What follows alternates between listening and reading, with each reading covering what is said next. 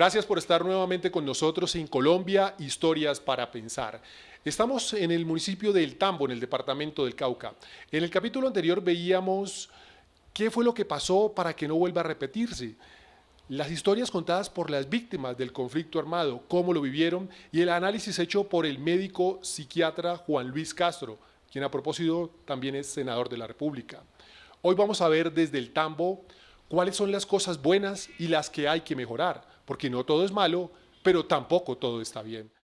Las víctimas siguen siendo afectadas por los actores armados porque en las partes donde hay dinero, y no fácil sino trabajando como cualquier agricultor, son cultivos ilícitos, donde se cultiva coca, se trabaja con coca. Entonces las víctimas van a esos territorios porque pueden mandar la plática para el arriendo, de pronto para colocar a los niños a estudiar, para que las señoras y los hijos estén en un lugar protegido y ellos se someten al riesgo. No podemos desconocer que en nuestro municipio ha asistido a las FARC, el ELN, la UC y créanme que las BACRIN y la delincuencia común que siempre ha permanecido.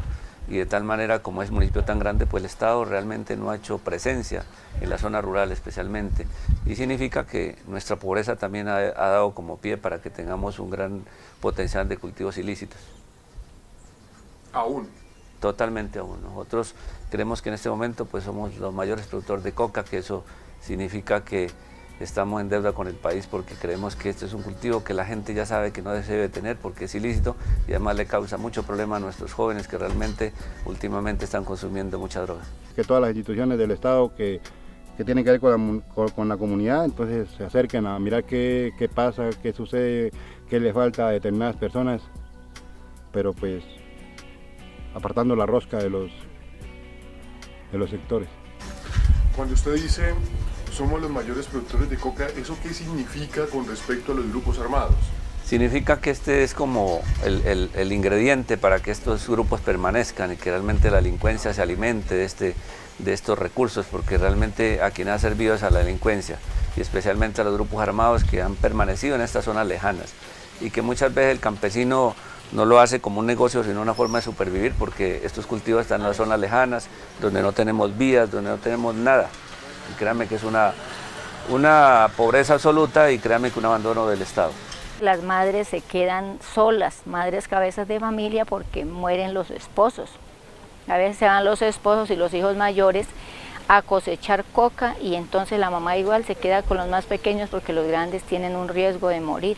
Hemos buscado que la gente entienda que primero acepte que está trabajando con algo ilícito. Y ese ha sido como el punto clave y nuestros campesinos han entendido que realmente esto le está causando mucho problema a la sociedad y muchas veces mucho sacrificio de familiares muertos, en este caso con el narcotráfico. ¿Qué ha significado? Que hemos podido llegar a un acuerdo con el gobierno ya en una mesa de trabajo que le hemos instalado directamente a la administración, en la cual estamos trabajando por zonas dependiendo del clima, qué tipo de cultivos y cómo llegamos a que realmente la comunidad acepte que esta es la oportunidad que tenemos y que realmente esta es la forma de poder construir una sociedad nueva a partir de no tener estos cultivos. El corregimiento cuenta además con un puesto de salud muy pequeño, también fue afectado en la toma guerrillera, se adecuó a través de la Cruz Roja Internacional, con cooperación de ellos, pudimos restablecer ese puesto de salud, pero en el momento no tenemos sitios donde almacenar medicamentos. La prestación del servicio de salud se hace a través de la ES Hospital del Tambo, donde nos traen brigadas médicas, pero necesitaríamos contar con un médico permanente aquí, porque muchas veces las vidas se pierden por un instante. La educación es la solución al posconflicto, pero una solución de educación de niños, jóvenes y adultos, y ojalá una reeducación de adultos, porque la verdad la guerra lo hacen los adultos, no los niños. Sin embargo, ¿qué decimos nosotros? Que el niño tiene que ir a la escuela, tiene que ir al colegio, a la universidad, y al mismo tiempo, en esos tiempos libres, que realmente tengamos centros culturales, centros deportivos, porque hay otro flagelo que nos está invadiendo a todo el municipio y el departamento, son realmente las drogas. Entonces, al no tener estos espacios, la gente recurre a eso. ¿Y qué queremos con los adultos? Hacer programas de reeducación en convivencia social, porque la verdad, hoy, a veces yo quiero reconocer y públicamente que la violencia tampoco no es solamente la guerra de los grupos armados, sino la violencia de no aprender a convivir. En nuestras comunidades hay voces principalmente de personas que denigran de los demás. Lastimosamente tenemos personas que no que no asimilan que alguien puede progresar, porque si tú progresas, robaste. Que si tú haces parte de algún equipo de trabajo comunitario es porque vas a robar. Entonces, esta época es la única que estamos viviendo lastimosamente en nuestra comunidad. Entre nosotros mismos como juntas, entre la saliente y la entrante, ya tenemos unos roces ahí que no calzan en nuestra comunidad. Entonces, por cosas de envidia, de venganzas, de malas interpretaciones, de acusaciones falsas a nosotros. El problema a veces del estudiante dentro del municipio es que realmente el pensamiento de ellos se ha urbanizado. Se han dado cuenta de que realmente el campo, según ellos, no tiene futuro para ellos. Entonces, ¿qué deciden? A pesar de tener un conocimiento preestablecido los muchachos, ir a estudiar unas carreras que realmente no tienen nada, muchas veces que ver con lo que significa el campo para ellos de manera productiva. Para que nuestros muchachos se vean más adelante como empresarios generadores de empleo rural y no tengan que estarse desplazando de aquí del campo a la ciudad a desempeñar actividades para las cuales no están preparados y que tengan que terminar en la delincuencia, en la prostitución. Para esta cita hemos invitado al comunicador social y periodista Carlos Eduardo Cataño, quien además es docente de la Universidad Javeriana en Cali y está terminando su doctorado en la Universidad de La Plata en Argentina. Y la mirada de Luis Daniel Puentes, quien es ingeniero industrial y es docente del SENA aquí en Bogotá. Son dos grandes amigos. Luis Daniel y Carlos Eduardo, bienvenidos. Gracias, Otoniel, por la invitación. Gracias, Otto. Bueno, ustedes ya vieron qué sensaciones les dejó. Gracias, Carlos y Otoniel. Pues la sensación que me deja o las sensaciones es como en medio del caos, en un pueblo que se dice que está inmerso en esa cantidad de cultivos ilícitos y obviamente plagado precisamente por tantos grupos armados afuera de la ley, un pueblo que diríamos sin Dios ni ley, hay la oportunidad. Y en ese conversatorio, en ese video, identificar la oportunidad en un sitio tan totalmente lleno de desesperanza, de muerte, de desilusión, de falta de presencia del mismo Estado, de falta de seguridad, de falta de oportunidades, de falta de educación, de salud. Hay comentarios donde dicen, oiga, hay luz en el camino. Y la luz en el camino la encaminan en procesos formativos, procesos de educación, y que me parece muy importante evidenciar hasta la misma transformación ya de los adultos mayores en reinventarnos, en reeducarnos. Me parece que en todo este proceso de ver el video y ver lo que ha sufrido esa sociedad, Otoniel, hay oportunidad y eso me parece magnífico. Carlos Eduardo. Gracias por la invitación nuevamente, Otoniel, y pues un gusto estar aquí al lado de Luis compartiendo este foro. Pues lo primero que yo pensé cuando vi el video es tantos años que llevamos en conflicto, que de hecho, si nos ponemos a hacer cuentas de manera minuciosa, este es un país que ha crecido en el conflicto desde que se declaró la independencia de España. El país siempre ha estado sumido en la guerra, pero esta última etapa de la guerra en particular, que es esta etapa en la cual el narcotráfico se ha atravesado, digamos, ha sido especialmente difícil, cruenta y desesperanzadora. Yo en el año 97 tuve la oportunidad de trabajar en una serie documental en Urabá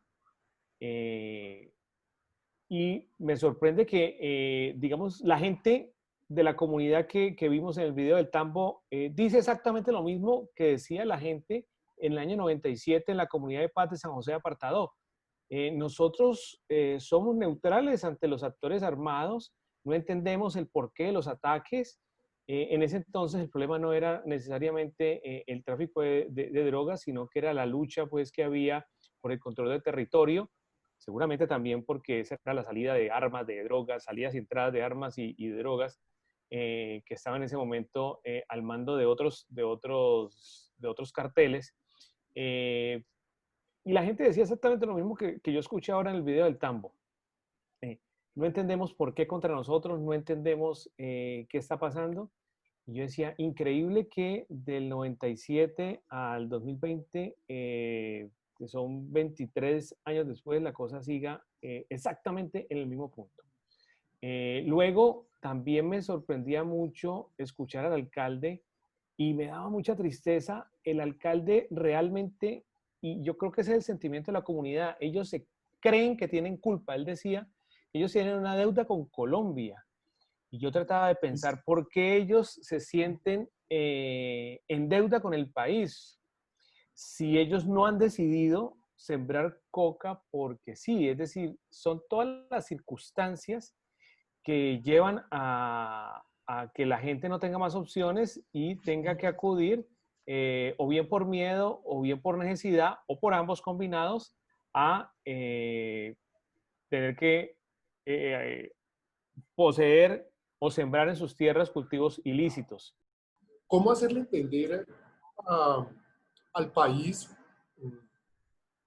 desde las grandes ciudades lo que pasa en las pequeñas ciudades?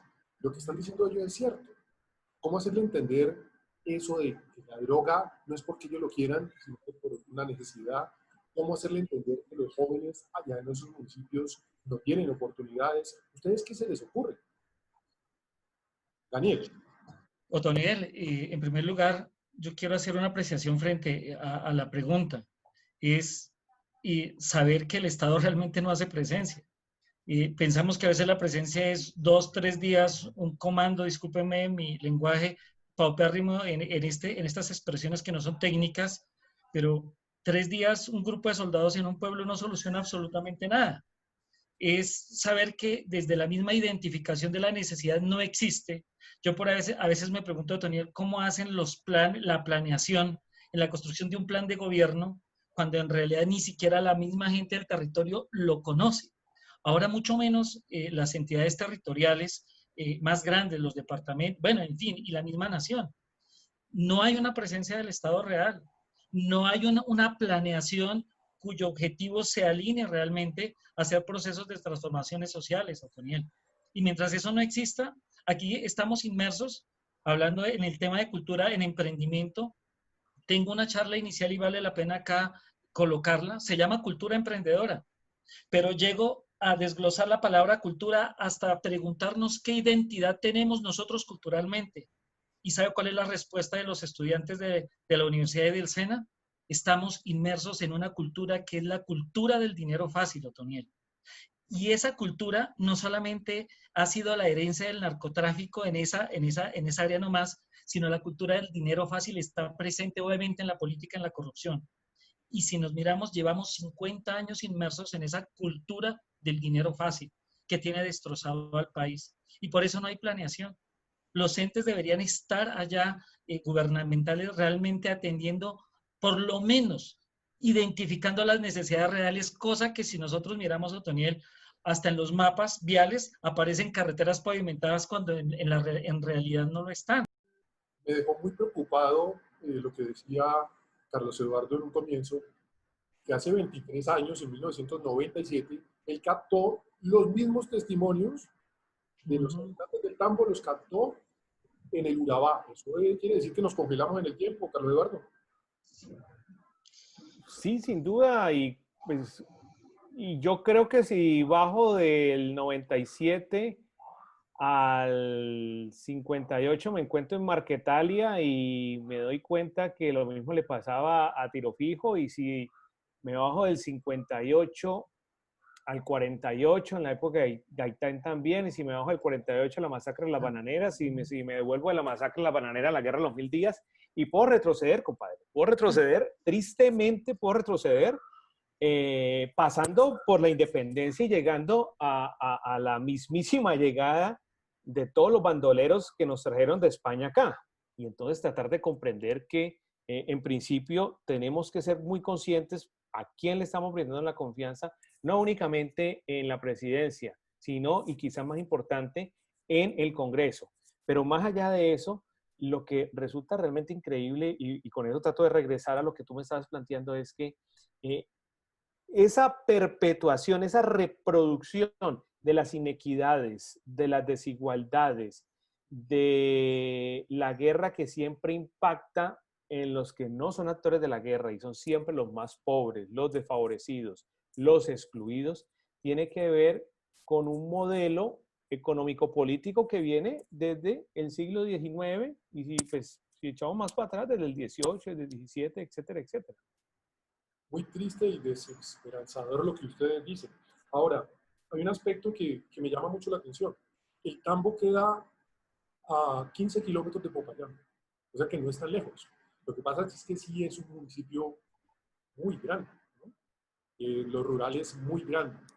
Y a 15 minutos de Popayán, donde debe estar la policía y el ejército robustecido, no llegan para tomar acciones cuando los grupos irregulares atacan especialmente esos corregimientos. Pues es que, ¿qué representa Popayán en la historia de este país? Se me olvida, Salomón Kalmanovich publica hace poco una columna un poco respondiéndole a unas declaraciones irresponsables que hizo el fiscal general de la Nación hace poco sobre los abogados de la Universidad Nacional. Kalmanovich se pregunta por los abogados de la Sergio Arboleda, ¿no? Y dentro de un poco su argumentación se pregunta precisamente por quién es Sergio Arboleda, quién fue Sergio Arboleda. Un esclavista payanés que representaba a ciertos terratenientes de cierta época, etcétera, etcétera. Hace poco le respondió una carta de de un ex alumno de esa universidad, una carta virulenta con una cantidad de imprecisiones y de argumentos amañados, y se da cuenta uno que es que precisamente esa lógica, esa manera de ver al país que existía desde la época de los abuelos de Paloma Valencia, de los abuelos de María Fernanda Cabal, de toda esta gente de la Sergio Arboleda, de los Mosquera, de tanto, pero tanto terrateniente que se consideraba de mejor familia porque sus apellidos venían directamente de España, porque en su familia, en su árbol genealógico no había ni negros, ni indios, ni pardos, ni cobrizos. Toda esa ideología que se empieza a gestar en esa época, increíblemente llega hasta ahora. Entonces, ahí uno empieza a explicarse por qué tan cerca de Popayán no pasa nada, porque es que es una sociedad completamente cerrada en sí misma, que quien no esté ni material ni simbólicamente alineada con su manera de entenderse, no pertenece a ese y no importa lo que pase. Eso mismo se puede, repetir para muchas zonas del país. Pasa lo mismo con las oligarquías de la costa Caribe. Pasa lo mismo con las oligarquías antioqueñas. Y Daniel, para cerrar. Tenemos una sociedad que es perfectamente fácil de manipular, Otoniel. El tema de ese fanatismo nos tiene demasiado ahí bajo, con ese perfil de esclavista, y en esto se aprovecha. Yo le voy a dejar un solo tip. Yo, por ejemplo, cuando le hago preguntas a los estudiantes del proceso de paz, Carlos Eduardo y Otoniel, yo digo, ¿de dónde nace un proceso de paz? Dígame una palabra. Soy hijo de una maestra y soy ingeniero, me gusta saber el inicio. Un proceso nace de una palabra que se llama negociar. Entonces, ¿qué es negociar? ¿Usted entiende qué es negociar? Y solamente con esa palabra, Otoniel, hemos llegado a conclusiones. La guerrilla no va a negociar para que los maten o para que los lleven a las cárceles. Pero sí este proceso político adverso que tenemos nosotros, nos metieron la palabra perfección, como nos lo ha metido la religión, y la misma política de la perfección, ¿cierto? Y nos dicen, es que si no hay justicia, no hay paz. Y hablan de una justicia sin impunidad. Pero perdimos en la esencia de un proceso que es la negociación, el que ambas partes salgan libradas. Y démonos cuenta que de ahí esa manipulación es perfecta, Otoniel. Yo les agradezco esa mirada académica desde la ingeniería y desde la comunicación para este programa y para quienes ven este producto, porque tenemos que cambiar. Señores, muchas gracias. Gracias a ti, Gracias Otto. también por la Gracias, invitación Luis. y gracias, Carlos Eduardo, por compartir en este momento tan maravilloso. A ti, a ti. Muy bien, Carlos Eduardo Cataño y Luis Daniel Puentes, dos profesionales de la ingeniería y de la comunicación, poniendo su mirada en este tema del municipio del Tambo y que se lo llevaron a nivel nacional, cosa que hasta me gustó. En el próximo capítulo vamos a ver la economía de este municipio, el café, el chontaduro, todo eso que producen allá, pero que infortunadamente no tiene una gran salida. Esta oportunidad que nos estamos dando en este momento es para que ustedes se suscriban, marquen la campanita y nos sigan. Esto es Periodismo Social.